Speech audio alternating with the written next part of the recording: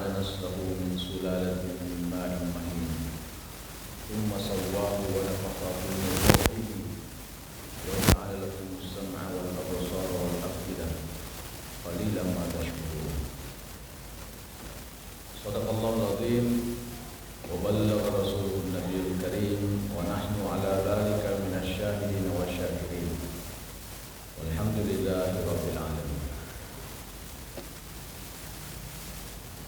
Jemaah Jumat rahmatullah. Keistimewaan hari Jumat, Allah Subhanahu wa taala memilih hari ini menciptakan manusia. Jadi hari Jumat sesungguhnya adalah hari penciptaan manusia. Itu disebutkan dalam riwayat hadis ketika Rasulullah menyebutkan khairu yawmin tala'at alaihi syamsu yaumul Jumat, bahwa hari di mana hari mulia di antara hari yang ada, kemuliaan pada suatu hari yang paling berberkah di antara hari yang ada, itu adalah hari Jumat. Fihi khuliqa Adam, pada hari itu diciptakan Adam alaihissalam. Makanya ayat yang biasa kita dengarkan pada subuh Jumat dibacakan alladzi ahsana kulla syai'in khalaqahu, Allah yang menciptakan segala sesuatunya dengan ciptaan yang terbaik. Wa bada'a khalqal insani min tin, lalu Allah memulai penciptaan manusia itu dari tanah. Maka manusia yang disebutkan di dalam istilah atau bahasa Al-Quran dengan al-insan, kadang pula diistilahkan dengan al-bashar. Al-bashar juga artinya manusia atau orang. Begitu juga al-insan. Al-insan itu artinya manusia atau orang. Tapi perbedaan antara al-insan dengan al-bashar, kalau al-bashar itu lebih sifatnya kepada material, postur tubuh, terdiri dari rangka, ada daging dan kulit yang pada dirinya tumbuh rambut dan bulu-bulu. Maka bahasa Al-Quran digunakan dengan kata-kata bashar.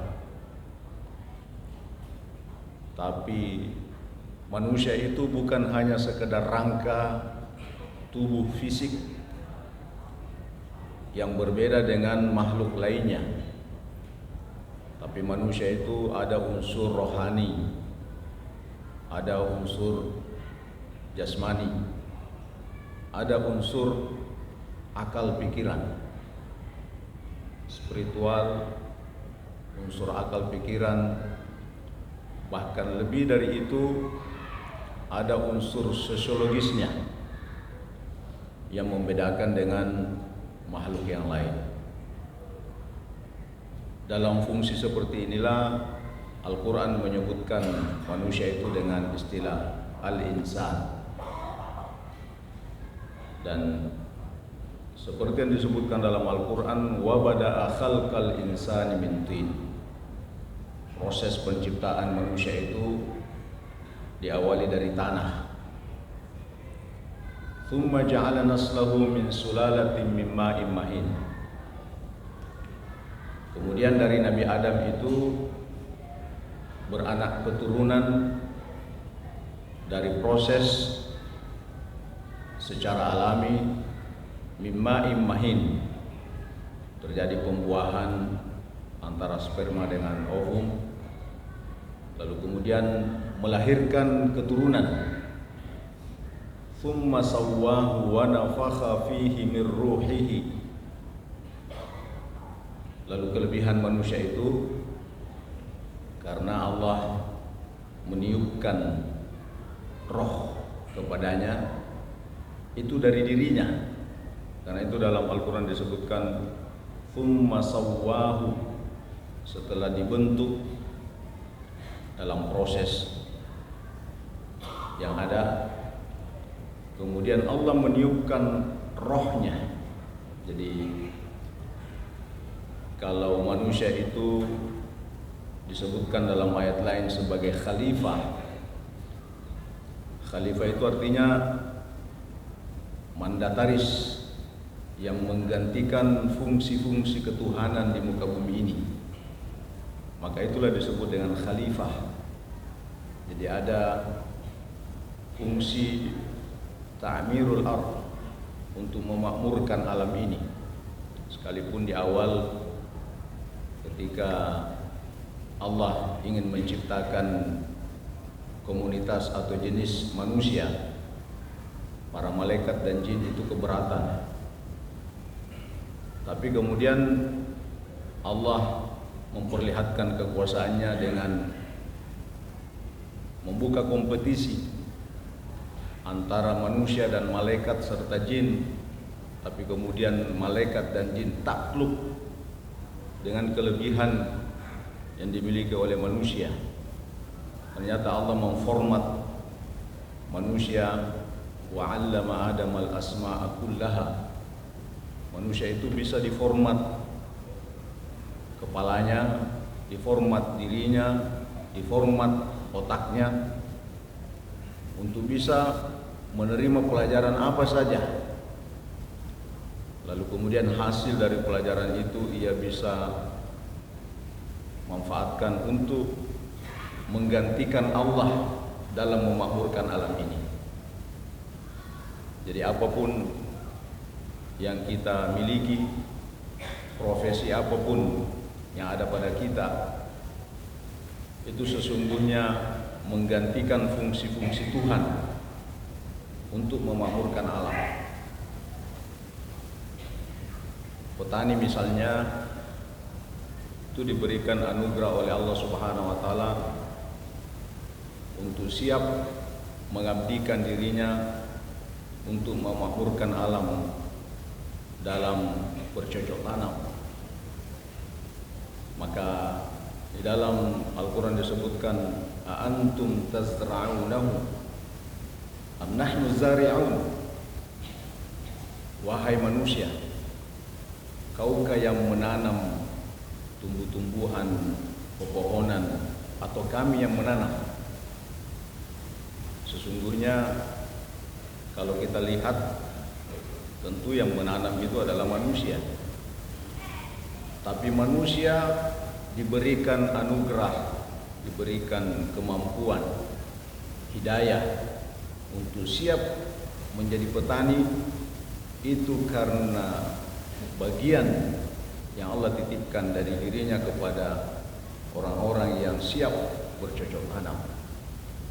Maka sesungguhnya petani itu adalah mewakili Allah untuk bisa memakmurkan alam dalam sektor pertanian.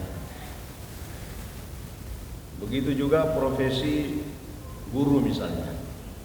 Tidak mungkin Allah yang turun masuk dari kelas ke kelas untuk mengajar orang membaca, menulis, ilmu dan lain-lain. Tidak mungkin. Maka Allah memandatkan kepada orang-orang pilihannya untuk siap menjadi guru, untuk mengajarkan ilmu pengetahuan. Jadi sebenarnya guru itu adalah perwakilan Allah di muka bumi. Begitu juga hakim, jaksa, polisi, dan seterusnya, untuk menjaga ketentraman alam lingkungan ini. Maka Allah titipkan sifat-sifat itu kepada orang-orang yang memiliki profesi sesuai dengan pilihannya. Maka hakim misalnya itu adalah perwakilan Allah dalam dunia peradilan. Makanya Allah mengatakan alaihissallahu biahkamil hakimin. Di antara hakim-hakim yang ada, maka hakim yang paling adil adalah Allah Subhanahu wa taala. Jadi kalau ada hakim yang adil, itu sesungguhnya perwakilan dari sifat hakimiyahnya Allah Subhanahu wa taala kepada manusia.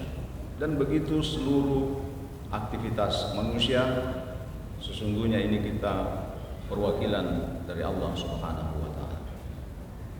Karena itu jemaah sekalian, Jumat ini adalah Jumat yang ketiga dari bulan Zulhijjah 1447 Hijriah. Tentu secara kalender Qamariyah akan bertambah lagi atau mungkin berkurang lagi jatah hidup kita menurut ukuran kalender Qamariyah. Sebentar lagi kita akan masuki kalender Qamariyah 1448. Bagi kita manusia yang disebut dengan al-insan tentu beda dengan hewan yang lain. Makanya ada perbedaan antara usia dengan umur.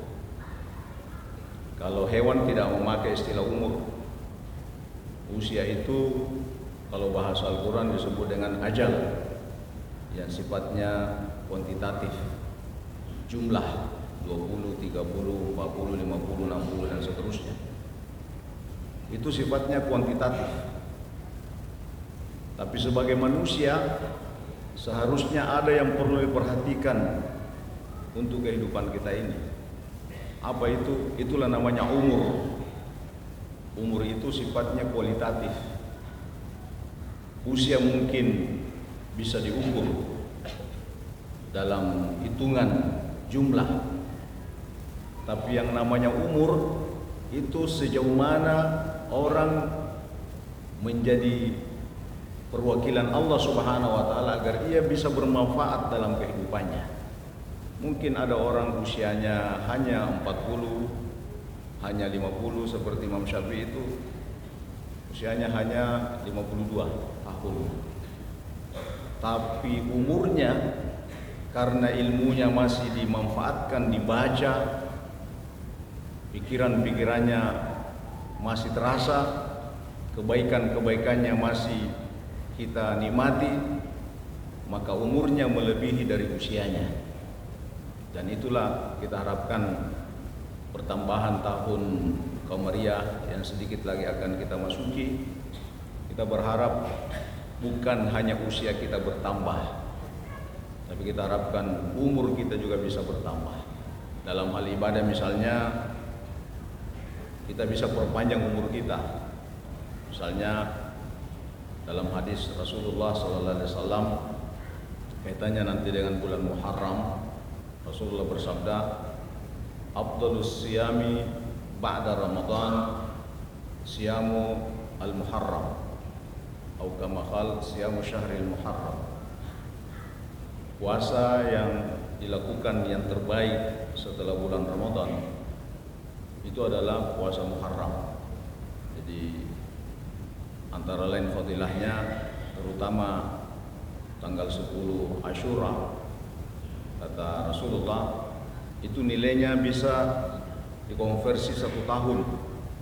Jadi kejelekan 1 tahun yang pernah kita lakukan, berkah puasa itu Allah maafkan. Jadi dikonversi nilainya menjadi 1 tahun. Artinya bahwa orang yang memanfaatkan Muharramnya, apakah dengan puasa atau dengan kebaikan-kebaikan, maka nilai dari usia kita itu pada umur kita itu menjadi berkualitas karena kita memanfaatkan Muharram. Syawal juga misalnya, ketika Rasulullah menjelaskan bahwa siapa yang Ramadan 1 bulan lalu kemudian melanjutkan puasanya dengan Syawal 6 hari, maka nilainya dikonversi menjadi 1 tahun. Artinya bahwa mungkin ada orang usianya terbatas, tapi dengan aktivitas ibadah yang dilakukan itu dikonversi dalam kualitas kehidupan yang lebih panjang dari usia yang dia nikmati selama hidupnya di dunia. Mudah-mudahan 1447 Hijriah yang sebentar lagi kita akan lewati. Allah Subhanahu wa taala mengampuni segala kehilapan, kesalahan, dosa-dosa yang pernah kita lakukan. Seraya kita berkomitmen semoga 1448 Hijriah yang akan datang, yang tinggal beberapa pekan lagi, itu bisa lebih baik daripada tahun-tahun sebelumnya. Barakallahu wa lakum bil Qur'anil azim wa nafa'ani wa yakum bima fihi minal ayati wa dzikril hakim wa taqabbal minni wa minkum tilawatahu innahu was-sami'ul alim.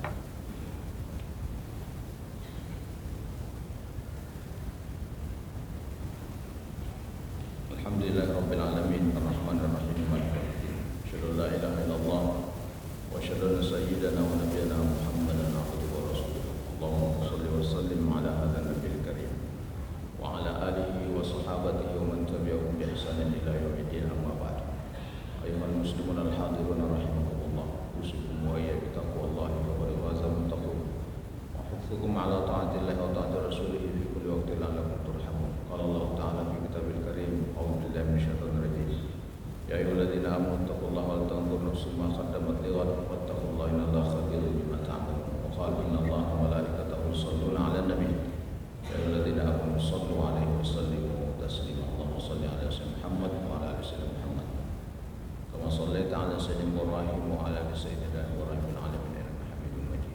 Allahumma ighfir lil muslimina wal muslimat wal mu'minina wal mu'minat al ahya'i minhum wal amwat innaka sami'un qaribun mujibud da'wat ya qadiyal hajat. Allahumma 'izzal islam wal muslimin wa ahlikil kafarata wal yahuda wa israila wal musyrikin wa 'ali kalimataka ila yaumiddin. Allahumma wahhid sufufal muslimin. Allahumma dammiril yahuda wa israil. Allahumma dammir a'da'aka a'da'ad-din. Rabbana atina fid dunya hasanah fil akhirati hasanah wa qina adzabannar. Walhamdulillahi rabbil alamin. Ibadallah, innallaha ya'muru bil 'adli wal ihsan wa ita'i dzil qurba wa yanha 'anil fahsya'i wal munkari wal baghi ya'idukum la'allakum tadhakkarun. Fadhkurullaha